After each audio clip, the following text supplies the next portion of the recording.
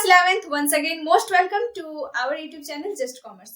So देखो जितना भी हमारा अकाउंटिंग ट्रीटमेंट था ये बिल ऑफ एक्सचेंज का, वो चारों अकाउंटिंग ट्रीटमेंट का चारों केसेस हमारे बहुत अच्छे से कंप्लीट हो गए हैं। आई होप कि आपको सारे केसेस बहुत ही अच्छे से समझ में आ गए हैं। इफ अगर आपको कोई कंफ्यूजन हो रहा है तो आप हमें कमेंट सेक्शन में पूछ सकते हो, ठीक है। मैं बिल्कुल कोशिश करूंगी कि आपका वो सारा कंफ्यूजन मैं क्लियर कर दूं। ओके, सो देखो आज की क्लास में हम सभी क्या समझेंगे, तो ये भी टॉपिक जो है ना ये बहुत ही इंपॉर्टेंट टॉपिक है। अकाउंटिंग ट्रीटमेंट तो हमने जान ही लिया, अब हम जानेंगे कि जब बिल ऑफ एक्सचेंज का डिसऑनर हो जाता है। डिसऑनर होने का क्या मतलब है कि जब ड्रॉई जो है वो पेमेंट करने से मना कर दे on the date of maturity, यानी मेच्योरिटी डेट आ गया है, उसके बाद अब ड्रॉई जो है वो अपने बात से मुकर रहा है, वो अपना प्रॉमिस को तोड़ रहा है, वो पेमेंट नहीं करना चाहता है। इसी सिचुएशन में इसी को हम बोलते हैं डिसऑनर ऑफ बिल। और आज की क्लास में डिसऑनर ऑफ बिल का कॉन्सेप्ट को समझेंगे और एक केस का अकाउंटिंग ट्रीटमेंट भी समझेंगे, ठीक है। तो देखो हम सभी एग्जांपल से समझेंगे, हमें बहुत ही अच्छे से समझ में आएगा। तो अभी ये एग्जांपल, हम इसी एग्जांपल को सॉल्व करेंगे। और एग्जांपल क्या है, देखो हम एग्जांपल पढ़ेंगे और उसे साथ साथ ही सॉल्व करेंगे। ओके, हाँ क्वेश्चन आपका इसी तरीके से बुक में आएगा, बट अभी हम इसी एग्जांपल को इसी को समझेंगे, बहुत ही अच्छे से समझेंगे। कॉन्सेप्ट के साथ साथ हमारा जर्नल एंट्री भी क्लियर होगा। तो क्वेश्चन है हमारा, रवि सोल्ड गुड्स टू रिया। रवि जो है वो रिया को गुड्स सेंड करता है फॉर 15,000 ऑन क्रेडिट, ठीक है, and draw a bill upon her on 1 जनवरी 2017, ठीक है, पेबल आफ्टर 3 मंथ्स। 3 मंथ्स के बाद ये बिल का जो है मेच्योरिटी डेट आने वाला है।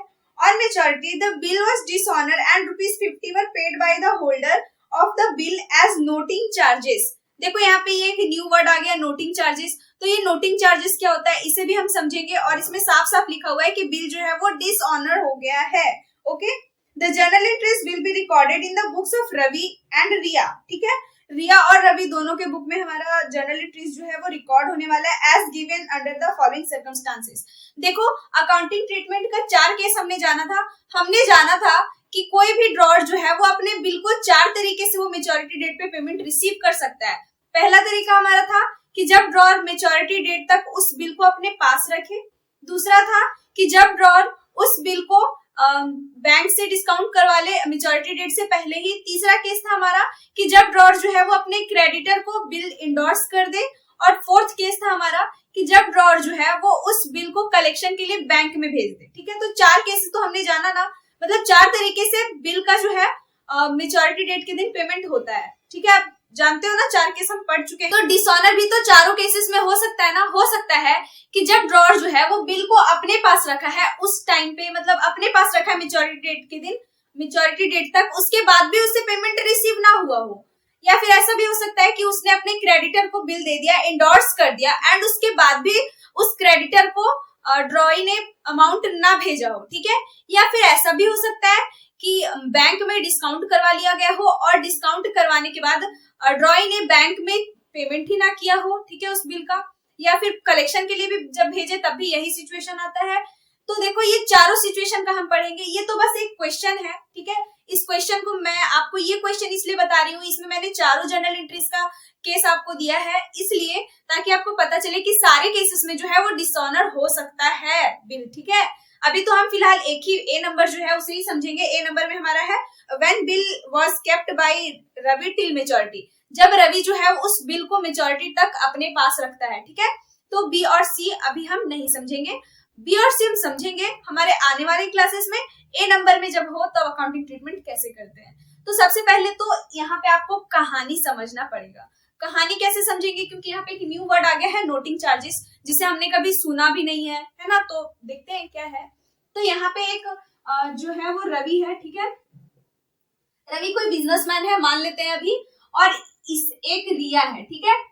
रिया और रवि, रिया जो है वो गुड्स, मतलब रवि जो है वो सोल्ड करता है गुड्स, ठीक है, रिया को कितने का, फॉर ₹15,000। और कब, तो देखो डेट गिवन है 1 जनवरी 2017 को। ओके, और इसमें देखो ये जो ट्रांजेक्शन है वो क्रेडिट में हुआ है, क्योंकि अगर कैश में ट्रांजेक्शन होता तो फिर तो बिल ऑफ एक्सचेंज का सवाल ही नहीं है ना। बट यहाँ पे ये क्रेडिट ट्रांजेक्शन है, इसलिए यहाँ पे बिल ऑफ एक्सचेंज का सवाल आ रहा है हमारे पास। तो यहाँ पे रवि ने एक बिल लिखा है, ठीक है, जिसे बिल ऑफ एक्सचेंज कहते हैं, एंड इसका मेच्योरिटी डेट जो है वो 3 मंथ्स का गिवन है। ओके, आई बात समझ में।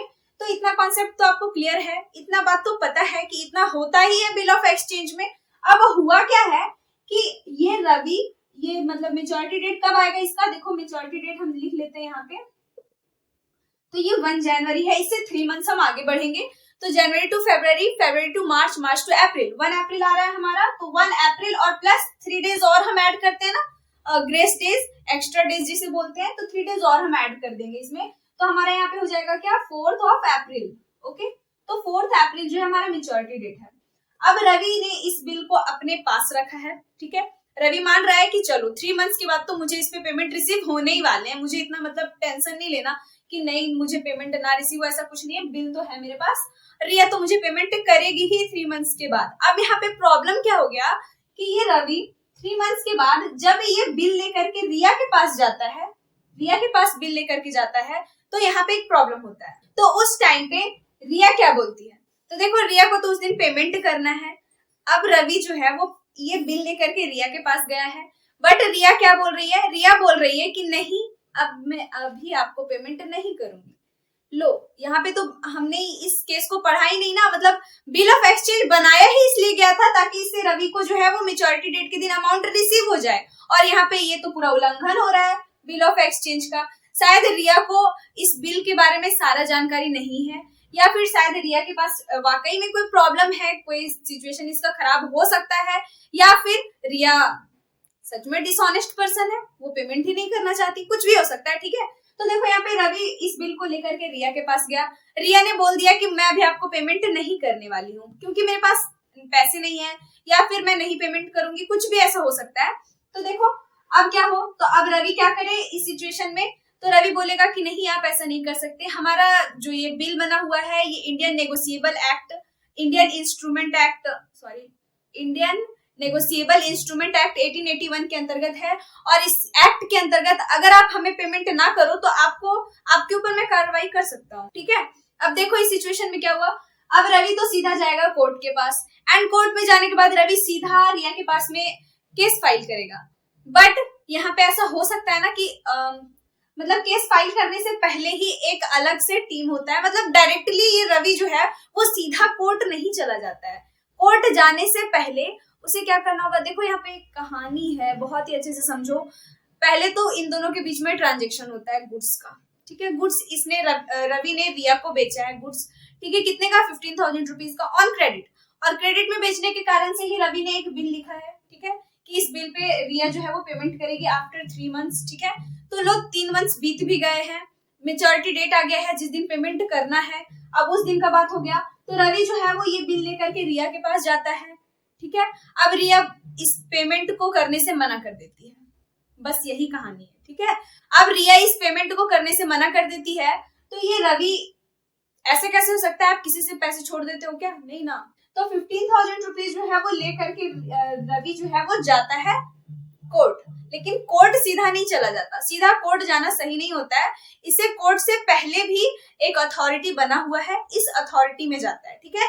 आप बोल सकते हो कि कोर्ट के नीचे एक और अथॉरिटी है, एक संस्था है जो इन सब चीजों को सुनती है, समझती है, सॉल्यूशन निकालने का कोशिश करती है, तो उस अथॉरिटी को हम बोलते हैं नोटरी पब्लिक। ओके, आई बात समझ में, इस अथॉरिटी को ही नोटरी पब्लिक बोला जाता है। अब इस दिन जो है ना वो पेमेंट नहीं किया, मतलब रिया जो है वो पेमेंट नहीं की इस बिल का, तो रवि ये बिल को ले करके वापस कहाँ जाएगा, नोटरी पब्लिक के पास, एंड नोटरी पब्लिक के पास उसे सारी बातें बताएगा कि मैं ये बिल लेकर के 4th ऑफ अप्रैल को गया था रिया के पास में, बट रिया ने पेमेंट नहीं किया। अब ये नोटरी पब्लिक का काम है सारी बातों को आप पता करना कि रिया ने क्यों पेमेंट नहीं किया, क्या ये रवि सच में ये बिल ऑफ एक्सचेंज को लेकर के रिया के पास गया था 4th ऑफ अप्रैल को अमाउंट लेने के लिए, या बस ये ऐसे ही बोल रहा है, ये सारी बातें, ठीक है। तो इस टाइम पे ये नोटरी पब्लिक जो है वो जाती है रिया के पास, और जा करके ये बातें रिया को पता चल, मतलब जा करके रिया को बोलती है पेमेंट करने के लिए, ठीक है। अब ये रिया क्या करती है, उस टाइम पे भी रिया ने अगर पेमेंट कर दिया तो ठीक है, बात खत्म हो गया, ठीक है।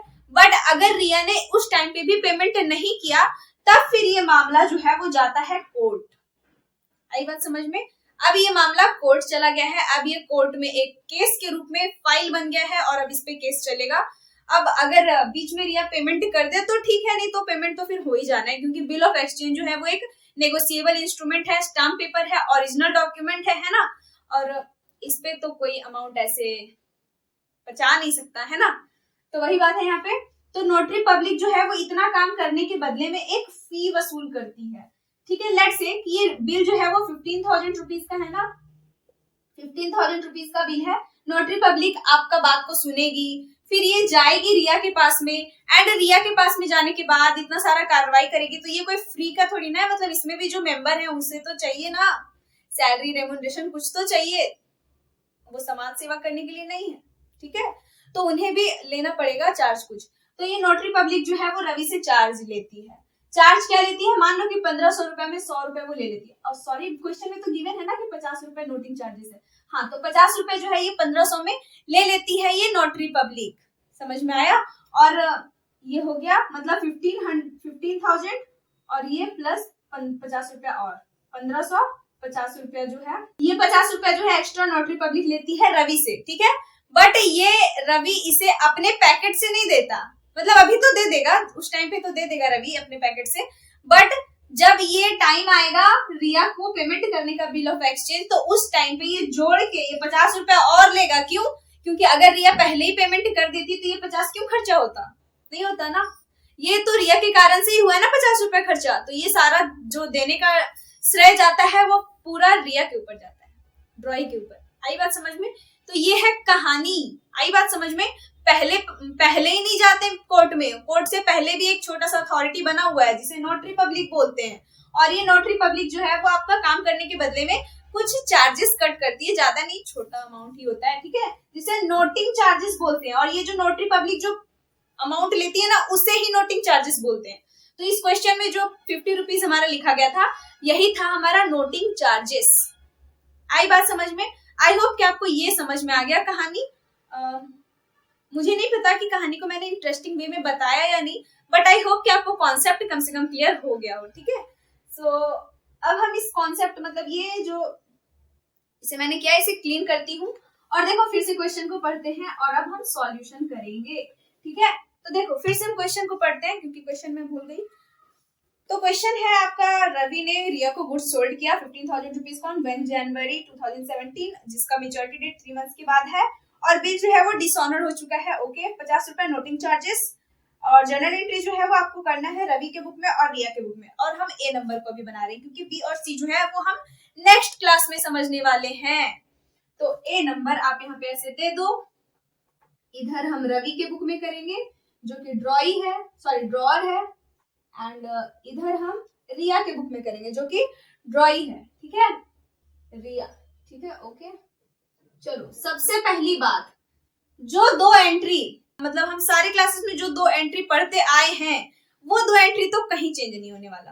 क्वेश्चन में ऐसे लिखा नहीं है ना कि आपको बस डिसऑनर का अकाउंटिंग ट्रीटमेंट करना है। क्वेश्चन में लिखा गया है आपका कि पास नेसेसरी जर्नल एंट्री, मतलब आपको सारे जर्नल एंट्री करने हैं जितना भी इसमें लिखा गया है। तो सबसे पहले तो 1 जनवरी 2017 को, 1 जनवरी 2017 को जो है वो रवि ने गुड्स सेल किया किसे, रिया को, तो इसका तो जर्नल एंट्री होना ही है। क्या होगा, तो रिया यहाँ पे रिसीवर है, रिया जो है वो डेबिट हो जाएगी टू सेल्स, अमाउंट कितना है 15,000 एंड 15,000, ओके। ये हो गया रवि के बुक में। अब रिया क्या करेगी, तो रिया ने भी परचेस किया ना इसी दिन, तो रिया भी इसका जो है वो जर्नल एंट्री करेगी। क्या करेगी, परचेस। देखो अच्छे से फॉर्मेट बना के करना, नरेशन भी लिखना, ठीक है, मेरे जैसा मत कर देना, ऐसे ही एग्जाम में भी रफ कॉपी में कर सकते हो बट एग्जाम में भी मत कर देना, टीचर को गुस्सा आ जाएगा, पता नहीं एक भी मार्क्स ना मिले आपको। तो डेबिट हो जाएगा, एंड टू किससे परचेज हुआ है, रवि से, तो to Ravi 15,000 rupees and 15,000 rupees, okay. आई बात समझ में? ये हो गया। नरेशन लिख देना, being goods sold on credit, being goods purchased on credit, दोनों साइड पे। देखो ये एंट्री तो होना ही है। दूसरा एंट्री कि जब बिल एक्सेप्ट हो जाए रिया के द्वारा और वापस से फिर इसके पास आ जाए, ठीक है, when bill is accepted by रिया, ठीक है, बिल जो है वो रिया एक्सेप्ट कर ली है, तो इसमें कोई डेट वैसा लिखा नहीं है कि किस दिन रिया एक्सेप्ट की है, क्या नहीं हुआ, तो हम इसी डेट को लेते हैं, मान लेते हैं 1 जनवरी 2017 को ही, ठीक है। तो देखो यहाँ पे एक्सेप्टेंस करेगी रिया, तो ये रिया जो है वो अब डेटर है रवि की, लेकिन अब ये बिल रिसीवेबल में चेंज हो जाएगी, दूसरे एसेट्स में चेंज हो जाएगी। और बिल रिसीवेबल जब इंक्रीज होता है तो उसे हम डेबिट में रिकॉर्ड करते हैं। क्यों? क्योंकि ये एक एसेट्स है। तो बिल रिसीवेबल तो आपका डेबिट होने वाला है, ठीक है। Bill receivable account debit to किससे? तो रिया से। तो to Riya 15,000 rupees and 15,000 rupees, okay. And इसके लिए तो पेबल है, पता है हमें। ये एंट्री तो हम पिछले 4 क्लासेस से करते ही आ रहे हैं।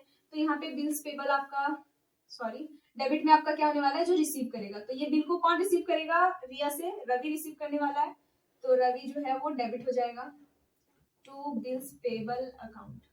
कितना? 15,000 एंड 15,000, ओके। आई बात समझ में? इतना तो क्लियर है।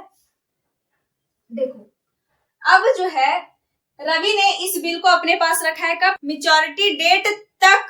समझ रहे हो? मैच्योरिटी डेट तक अपने पास रखना कितना, मतलब इसने उम्मीद लगा के रखा था कि रिया इसे पेमेंट करेगी और रिया ने दे दिया धोखा। अब देखो यहाँ पे होता क्या है, जब ड्रॉअर जो है वो बिल को अपने पास मैच्योरिटी डेट तक रख लेता है तो इस सिचुएशन में तो हम 3 ही एंट्री करते हैं ना। पहला तो जब गुड्स सेल हुआ हो, दूसरा एंट्री होता है जब बिल एक्सेप्ट हुआ हो, और तीसरा एंट्री तो हमारा मैच्योरिटी डेट के दिन ही होता है। तो देखो मैच्योरिटी डेट के दिन अब हम काम करेंगे। तो मैच्योरिटी डेट हमारा कैलकुलेट करके कब आया है? 4 अप्रैल आया है। तो हम यहाँ पे 4 अप्रैल 2017 लिखेंगे। देखो जब हमें बिल रिसीव होता है, मतलब जब हमें बिल पे अमाउंट रिसीव होता है, ठीक है, तो हम उसका एंट्री क्या करते हैं? Bank account debit to bill receivable करते हैं ना। मतलब बिल रिसीवेबल से हमें बैंक में, मतलब बिल रिसीवेबल से हमें अमाउंट रिसीव हुआ है, बट यहाँ पे अमाउंट आपका रिसीव नहीं हुआ है। बट किससे नहीं हुआ? तो बिल रिसीवेबल से ही ना। तो बिल रिसीवेबल आपने यहाँ डेबिट किया, आप इसे क्रेडिट करोगे, आप इसे हटा रहे हो अपने बुक से।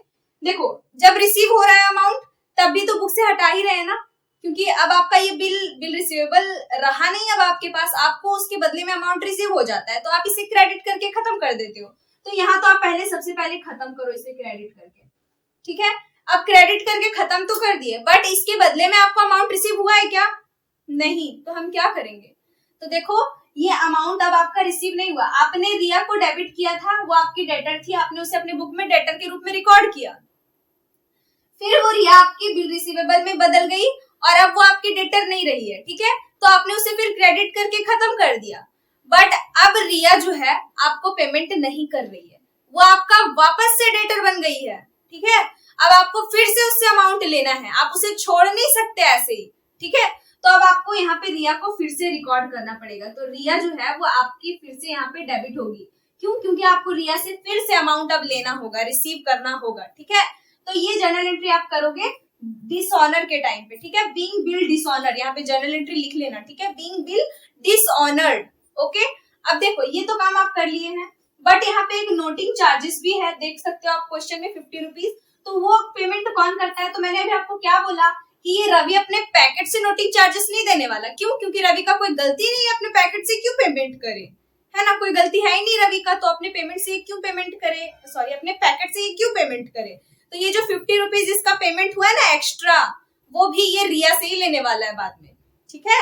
अभी तो केस चल ही रहा है, देखना लास्ट में रिया को देना ही पड़ेगा, ठीक है। हाँ जब देना पड़ेगा तब भी हम जनरल एंट्री करेंगे, उसे भी सीखेंगे आगे की क्लास में, वो भी हम क्वेश्चन में ऐड कर लेंगे, ठीक है। तो देखो यहाँ पे क्या होगा, तो रिया ये पेमेंट करेगी अपना नोटिंग चार्जेस का, ठीक है। नोटिंग चार्जेस का पेमेंट करने का एंट्री होता है, रिया डेबिट हो जाएगी हमारी, और टू ये कैश में पे करे या बैंक में पे करे, ठीक है। ये बात होता है कैश या बैंक का, ठीक है। तो ये आपका एंट्री होगा जब रिया नोटिंग चार्जेस रिया से लिया जाएगा तब। तो देखो ये दोनों एंट्री तो सेम है ना, यहाँ रिया डेबिट में, यहाँ रिया डेबिट में, बस क्रेडिट वाला अलग अलग है। तो हम डेबिट में रिया को लिख सकते हैं ना, ऐसा कंपाउंड एंट्री तो हम कर ही सकते हैं। तो रिया तो आपके डेबिट में हो जाएंगी, एंड टू हम यहाँ पे एक चीज और लिख देंगे, कैश अकाउंट। आई बात समझ में? कितना? 50 रुपीज, और बी आर का अमाउंट कितना है? 15,000। अब टोटल रिया से कितना रिसीव करना है, हमें कितना रिसीव करना है? 15,050 रुपया। आई बात समझ में? बीइंग बिल डिसऑनर्ड लिख लेना नरेशन अपना, समझ लो। उसके बाद देखो ये तो हो गया ड्रॉअर के बुक में। अब आता है रिया के बुक में, मतलब ये रिया अब क्या करेगी, रिया को तो अब पेमेंट करना ही पड़ेगा, लेकिन रिया जान रही है कि इसे पेमेंट करना है, बट अभी की नहीं है पेमेंट, बट वो अपने बुक में रिकॉर्ड कर रही है कि उसे पेमेंट करना है। मैच्योरिटी डेट को ये अपना पेमेंट नहीं की है ना, तो वो इसे क्या करेगी, अपने बुक में रिकॉर्ड करेगी कि मैंने पेमेंट नहीं किया, मुझे बाद में तो करना ही है ना, इसे छोड़ थोड़ी नहीं ना सकते हैं। तो देखो रिया क्या करेगी, सबसे पहली बात इसने परचेस को डेबिट किया था, ठीक है। तो परचेस डेबिट किया था, यहाँ पे इसने रवि को क्रेडिटर के रूप में रखा था, फिर इसे क्रेडिटर का अकाउंट ओपन किया इसने यहाँ पे, बट फिर वो क्रेडिटर जो है इसका बिल पेबल बन गया, इस पे लाइबिलिटीज बढ़ गया, ठीक है। तो इसने क्या किया, रवि को फिर डेबिट कर दिया, मतलब यहाँ पे रवि बढ़ा है, फिर रवि को हटा भी दिया। फिर अब बिल्स पेबल है, बिल्स पेबल यहाँ पे हुआ, रिया के ऊपर लाइबिलिटीज बढ़ा। अब रिया को करना क्या है, अपने लाइबिलिटीज को कम करना है। तो लाइबिलिटीज कम करने के लिए वो क्या करेगी, तो ये बिल्स पेबल को तो वो सबसे पहले बात डेबिट करेगी, ठीक है। और टू क्या, तो टू में ये किसके ऊपर जाएगा, मतलब इसने रवि का अकाउंट यहाँ क्रेडिट किया था, यहाँ डेबिट किया, तो रवि तो मतलब उसके बुक में रवि तो खत्म हो गया ना। अब वो मान रही थी क्या कि उसे रवि को अब पेमेंट नहीं करना, अब उसे इस बिल का पेमेंट करना था, लेकिन उसने इस बिल को पेमेंट नहीं किया। अब वापस से ये रवि इसका क्रेडिटर बन गया, मतलब वापस से रवि को अब इसे पेमेंट करना पड़ेगा, तो वो फिर से रवि को रिकॉर्ड करेगी अपने बुक में, ठीक है। तो टू रवि, आई बात समझ में। और अब इसे जो नोटिंग चार्जेस पे करना है, ये तो करना ही करना है, ठीक है। तो वो यहाँ पे फिर एक नोटिंग चार्जेस आप यहाँ पे लिख सकते हो, ओके, नोटिंग चार्जेस डेबिट, आई बात समझ में। अब वो टोटल 15,050 रुपया जो है वो रवि को पे करेगी, ओके। ये होता है dishonour of bill. I hope कि आपको ये बहुत अच्छे से समझ में आ गया। ये इतना काम तो तब करेंगे जब ड्रॉर जो है वो बिल को अपने पास रखे मेच्योरिटी डेट तक, जब ड्रॉर एंडोर्समेंट कर दे, जब ड्रॉर बैंक से डिस्काउंट कर ले या बैंक को कलेक्शन के लिए भेज दे, तो उस सिचुएशन में हमें अलग अलग अकाउंटिंग ट्रीटमेंट करना पड़ता है, पता है ना। तो उस टाइम पे हमें अलग अकाउंटिंग ट्रीटमेंट करना होगा। ये दोनों तो सेम ही होगा सब में। जो भी अकाउंटिंग हमारा चेंज होने वाला है वो मेच्योरिटी डेट के दिन का होने वाला है, डिसऑनर के लिए होने वाला है, ओके। सो आई होप कि आपको आज का क्लास अच्छा लगा, आपने कहानी को बहुत अच्छे से समझा। सो मिलते हैं नेक्स्ट क्लास में। नेक्स्ट क्लास में आपको पता ही है क्या होने वाला है हमारा नेक्स्ट टॉपिक।